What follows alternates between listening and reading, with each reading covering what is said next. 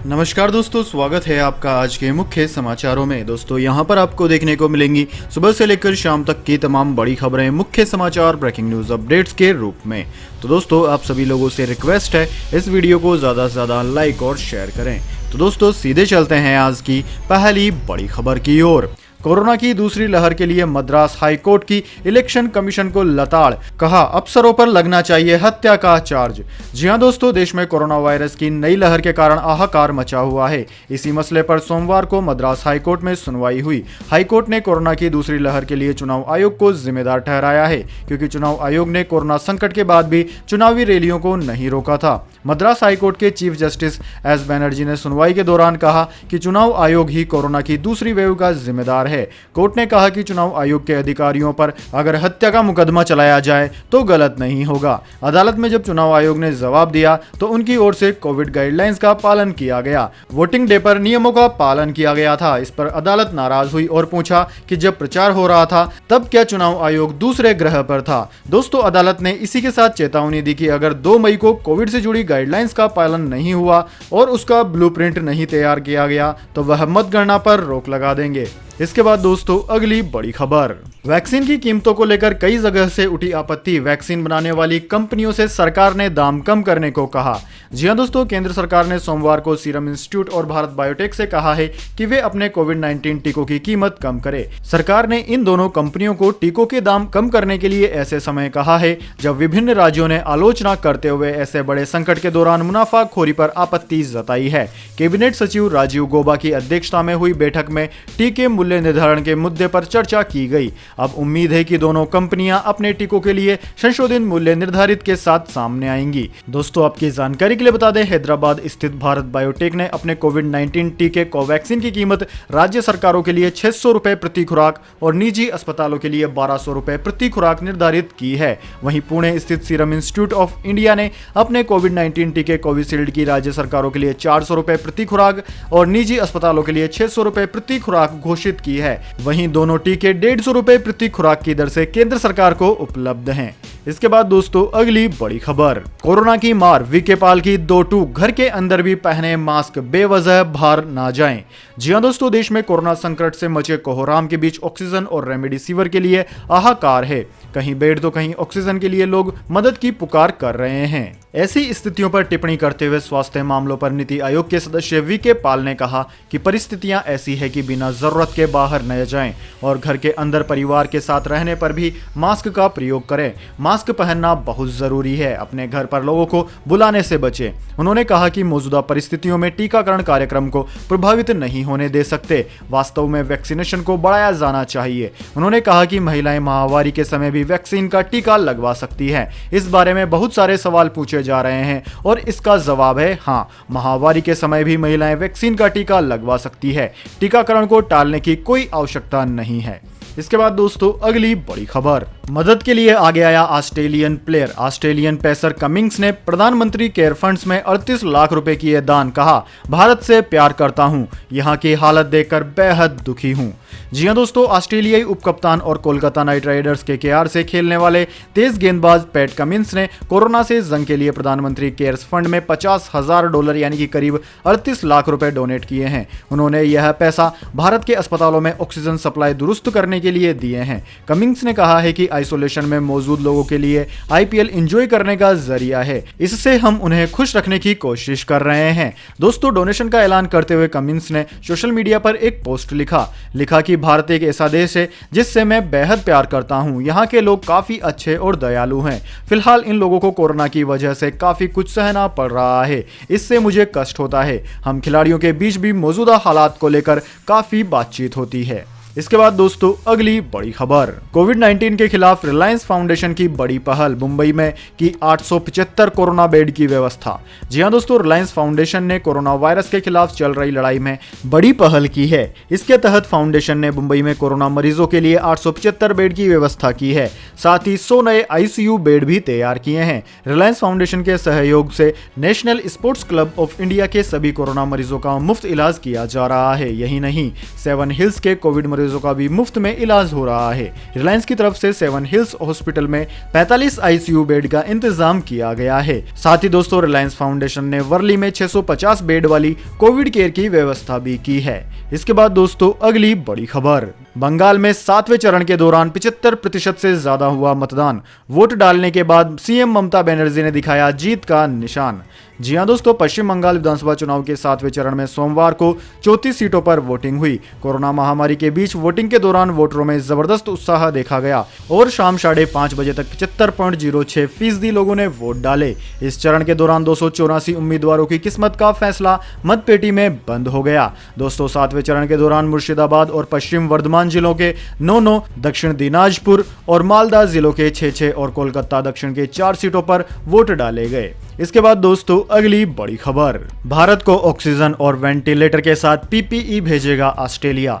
जी हां दोस्तों, ऑस्ट्रेलिया कोविड-19 के मामलों में ताजा उछाल से जूझ रहे भारत को तत्काल सहायता के रूप में ऑक्सीजन, वेंटिलेटर और व्यक्तिगत सुरक्षा उपकरण यानी कि पीपीई किट भेजेगा। स्वास्थ्य मंत्री ग्रेग हंट ने सोमवार को इसकी जानकारी दी। ऑस्ट्रेलियन ब्रॉडकास्टिंग कॉरपोरेशन समाचार चैनल ने हंट के हवाले से कहा कि संघीय सरकार इस बात पर विचार कर रही है कि वह मदद के लिए क्या भेज सकती है। संघीय स्वास्थ्य मंत्री हंट ने कहा कि भारत वास्तव में ऑक्सीजन की समस्या से जूझ रहा है। हम राष्ट्रीय चिकित्सा भंडार से मदद कर रहे हैं, लेकिन वे मुख्य रूप से ऑक्सीजन आपूर्ति के संबंध में सहायता मांग रहे हैं।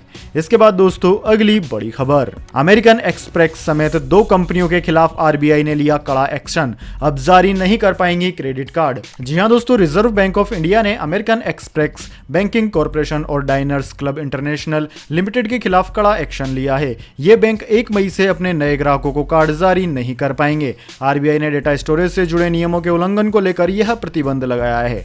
आरबीआई ने शुक्रवार को एक बयान जारी कर कहा कि इस आदेश से मौजूदा ग्राहकों पर कोई असर नहीं पड़ेगा। अमेरिकन एक्सप्रेस बैंकिंग कॉरपोरेशन और diners club international limited payment system operators हैं, जिन्हें देश में payment and settlement system act 2007 के तहत कार्ड नेटवर्क्स ऑपरेट करने की मंजूरी मिली हुई है। यानी कि ये कंपनियां इस एक्ट के तहत देश में क्रेडिट कार्ड इत्यादि इशू कर सकती हैं, लेकिन अब ऐसा नहीं हो पाएगा क्योंकि दोस्तों आरबीआई ने कहा है कि ये इकाइयां भुगतान प्रणाली से जुड़े आंकड़ों और सूचना भंडारण को लेकर निर्देशों का अनुपालन नहीं कर रही थी। इस आदेश का असर मौजूदा ग्राहकों पर नहीं पड़ेगा। इसके बाद दोस्तों अगली बड़ी खबर, महाराष्ट्र में कोरोना की रफ्तार पर लगा ब्रेक, मरीजों की संख्या में आई कमी। जी हां दोस्तों, पूरे महाराष्ट्र में लॉकडाउन जैसी सख्त पाबंदियां लगाने का असर अब दिखना शुरू हो गया है। राज्य का कोरोना ग्राफ धीरे धीरे नीचे आ रहा है। बीते 24 घंटों की बात की जाए तो यहां कोरोना के 48,700 नए मरीज मिले, जबकि 524 मरीजों की मौत हो गई। वहीं एक दिन पहले 71,736 मरीजों को कोरोना से जंग जीतने के बाद अस्पताल से छुट्टी दे दी गई थी। दोस्तों महाराष्ट्र के मुंबई की बात की जाए तो मुंबई में हर रोज आंकड़ा 9,000 के पार पहुंच जाता था, लेकिन अब यह 4,000 के नीचे है। यानी कि पिछले कुछ दिनों से मुंबई में लॉकडाउन का पॉजिटिव असर दिखने लगा है। इसके बाद दोस्तों अगली बड़ी खबर, पंजाब के मुख्यमंत्री अमरिंदर सिंह ने जताई पंजाब में हालात के और खराब होने की आशंका, पर लॉकडाउन से किया इनकार। जी हां दोस्तों, पंजाब के मुख्यमंत्री अमरिंदर सिंह ने राज्य में कोरोना वायरस की स्थिति के खराब होने की आशंका व्यक्त करते हुए सोमवार को कहा कि वह कोविड-19 के कारण उपजे हालात से निपटने के लिए लॉकडाउन लगाने के पक्ष में नहीं है। मुख्यमंत्री ने यह टिप्पणी एक बैठक में की। इससे एक दिन पहले राज्य में 7,000 से अधिक नए मामले सामने आए थे, जो पिछले साल महामारी के प्रकोप के शुरू होने के बाद एक दिन में सर्वाधिक हैं।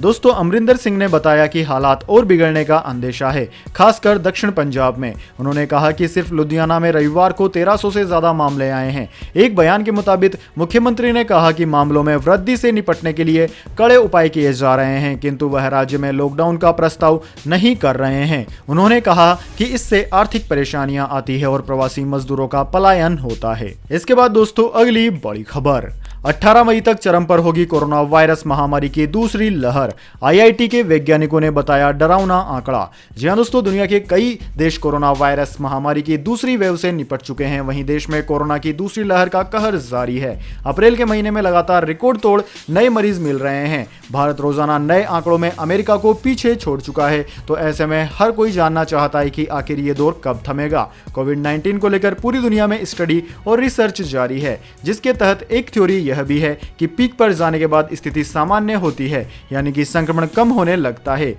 इस बीच देश के वैज्ञानिकों ने अपने गणितीय आकलन से दूसरी लहर को लेकर एक डरावना आंकड़ा जारी किया है। दरअसल दोस्तों, IIT के वैज्ञानिकों ने अपने गणितीय मॉडल के आधार पर अनुमान लगाया है कि भारत में महामारी की दूसरी लहर 14 से 18 मई के बीच चरम सीमा पर होगी। उस दौरान देश में सक्रिय मरीजों का आंकड़ा बढ़कर 38 से 48 लाख तक पहुंच सकता है। उसके बाद मई के अंत तक मामलों में तेजी से कमी आएगी। वर्ल्डोमीटर की रिपोर्ट के मुताबिक 25 अप्रैल तक देश में 28 लाख से ज्यादा एक्टिव केस हैं। नए पूर्वानुमान में समय सीमा और मामलों की संख्या में सुधार किया गया है। इसके बाद दोस्तों अब जान लेते हैं पूरी दुनिया और भारत में क्या है इस महामारी की ताजा स्थिति। तो दोस्तों सबसे पहले बात करते हैं पूरी दुनिया की। तो दोस्तों पूरी दुनिया की बात की जाए तो पूरी दुनिया में इस वक्त तक इस महामारी के संक्रमितों का आंकड़ा 14,72,11,000 को पार कर गया है, जबकि दोस्तों मौतों का आंकड़ा 31,10,000 के पार है।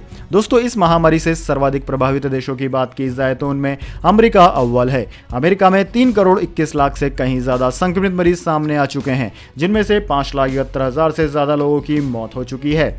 वहीं दोस्तों अमेरिका के बाद में अन्य प्रभावित देशों की बात की जाए तो उनमें India, Brazil, France, Russia, Turkey, United Kingdom, Italy, Spain, Germany, Argentina, Colombia, Poland, Iran, Mexico आदि देशों का नाम आता है। इसके बाद दोस्तों बात कर लेते हैं क्या है भारत के हालात, लेकिन उससे पहले मेरी आपसे एक छोटी सी रिक्वेस्ट है। अगर दोस्तों आपको अभी तक हमारी न्यूज़ पसंद आई है तो इसे एक छोटा सा लाइक जरूर दे दें, और अगर आपको पसंद नहीं आई है तो बेशक आप डिसलाइक भी कर सकते हैं, लेकिन दोस्तों लाइक और डिसलाइक जरूर कीजिए, क्योंकि दोस्तों यही हमारी मेहनत का फल होता है और इसी से हमें पता चलता है कि आपको हमारी वीडियो पसंद आई है या नहीं। तो दोस्तों जल्दी से जान लेते हैं क्या है भारत के हालात। दोस्तों भारत में इस वक्त तक 1,73,13,000 से ज्यादा संक्रमित मरीज सामने आ चुके हैं। वहीं दोस्तों इनमें से 1,95,000 से ज्यादा की मौत हो चुकी है। दोस्तों पिछले 24 घंटे की बात करें तो पिछले 24 घंटों के दौरान 3,52,000 से ज्यादा नए मामले सामने आए हैं। दोस्तों भारत में सर्वाधिक प्रभावित राज्यों की बात करें तो उनमें महाराष्ट्र ऊपर है। महाराष्ट्र में 42,95,000 से ज्यादा संक्रमित मामले सामने आ चुके हैं। वहीं दोस्तों पिछले 24 घंटों के दौरान 66,000 से ज्यादा मामले सामने आए हैं, जो कि एक दिन पहले के हिसाब से थोड़ा कम है। वहीं दोस्तों अन्य प्रभावित राज्यों की बात की जाए तो उनमें केरला, कर्नाटक, उत्तर प्रदेश, तमिलनाडु, आंध्र प्रदेश, दिल्ली, वेस्ट बंगाल, छत्तीसगढ़, राजस्थान, मध्य प्रदेश, गुजरात, हरियाणा आदि सबसे ज्यादा प्रभावित हैं। इसके बाद दोस्तों अगली बड़ी खबर, प्रधानमंत्री नरेंद्र मोदी ने जापान के प्रधानमंत्री से की बात, कोविड-19 पर हुई चर्चा। जी हां दोस्तों, प्रधानमंत्री नरेंद्र मोदी ने जापान के प्रधानमंत्री योशिहिदे सुगा से फोन पर बात की। इस दौरान दोनों देशों के बीच जारी विभिन्न द्विपक्षीय पहलों की प्रगति की समीक्षा की और कोविड-19 सहित अन्य मुद्दों पर चर्चा हुई। दोस्तों प्रधानमंत्री नरेंद्र मोदी ने ट्वीट कर कहा कि जापान के प्रधानमंत्री योशिहिदे सुगा से फोन पर बात हुई। हमने दोनों देशों के बीच जारी विभिन्न द्विपक्षीय पहलुओं की समीक्षा की। हमने उच्च तकनीक, कौशल विकास और कोविड-19 महामारी का साथ मिलकर मुकाबला करने सहित आपसी सहयोग के विभिन्न मुद्दों पर चर्चा की। इसके बाद दोस्तों अगली बड़ी खबर, LPG बुकिंग के नियमों में होने वाला है बड़ा बदलाव, किसी भी गैस एजेंसी से भरवा सकेंगे सिलेंडर। जी हां दोस्तों, LPG सिलेंडर की बुकिंग को लेकर पिछले 1 नवंबर 2020 से कुछ बदलाव लागू हुए थे, जिनमें गैस सिलेंडर की बुकिंग को OTP बेस्ड किया गया था, जिससे बुकिंग सिस्टम ज्यादा सुरक्षित और बेहतर हो सके। अब एक बार फिर LPG बुकिंग और डिलीवरी सिस्टम को ज्यादा आसान बनाने की तैयारी हो रही है। दोस्तों सरकार और तेल कंपनियां इस बात पर विचार कर रही है कि कंज्यूमर के लिए LPG गैस बुकिंग और रिफिल की पूरी प्रक्रिया को आसान और तेज किया जाए। सूत्रों के हवाले से खबर है कि पिछले साल जब LPG के नए नियमों पर चर्चा हुई थी, तब इस बात पर भी विचार किया गया था कि LPG रिफिल के लिए कंज्यूमर सिर्फ अपनी ही गैस एजेंसी पर निर्भर न रहे, उसके करीब जो भी दूसरी गैस एजेंसी हो उससे वो अपना LPG सिलेंडर रिफिल करवा ले। सरकार और तेल कंपनियां इसके लिए एक इंटीग्रेटेड प्लेटफॉर्म तैयार करेंगी। इसके बाद दोस्तों अगली बड़ी खबर, मौसम समाचार, जानिए अगले 24 घंटे और पिछले 24 घंटे के मौसम समाचार। सबसे पहले दोस्तों बात करते हैं बीते 24 घंटों की। तो दोस्तों पिछले 24 घंटों के दौरान दक्षिण मध्य महाराष्ट्र, उत्तरी कर्नाटक, तमिलनाडु की पहाड़ियां और अंडमान और निकोबार द्वीप समूहों पर हल्की से मध्यम बारिश हुई। यहां 1-2 स्थानों पर भारी बारिश भी देखी गई है। केरल और गुजरात के कुछ हिस्सों में हल्की बारिश के साथ 1-2 स्थानों पर मध्यम बारिश हुई। वहीं दोस्तों उत्तर पश्चिम भारत और गंगा के मैदानी इलाकों में दिन के तापमान में 2 से 3 डिग्री की वृद्धि हुई है। वहीं दोस्तों आगामी 24 घंटे की बात की जाए तो तो अगले 24 घंटों के दौरान केरल, कर्नाटक, आंतरिक तमिलनाडु, मराठवाड़ा और अरुणाचल प्रदेश के भागों में हल्की से मध्यम वर्षा के साथ एक दो स्थानों पर बारिश होने की संभावना है। वहीं दोस्तों अंडमान और निकोबार द्वीप समूह, छत्तीसगढ़, तेलंगाना, आंध्र प्रदेश, गुजरात के कुछ हिस्सों और पश्चिमी हिमालय में हल्की बारिश होने की उम्मीद है। उत्तर पश्चिम भारत में भी दिन के तापमान में वृद्धि हो सकती है।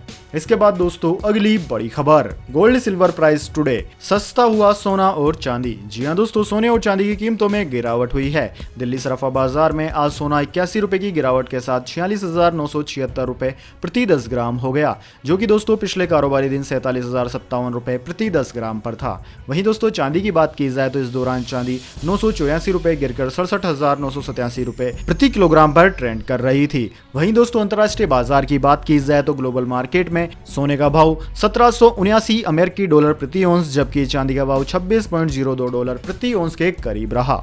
इसके बाद दोस्तों अगली बड़ी खबर, HDFC बैंक ने ग्राहकों को दी बड़ी राहत, कोरोना काल में दरवाजे तक पहुंचेगी ATM वैन।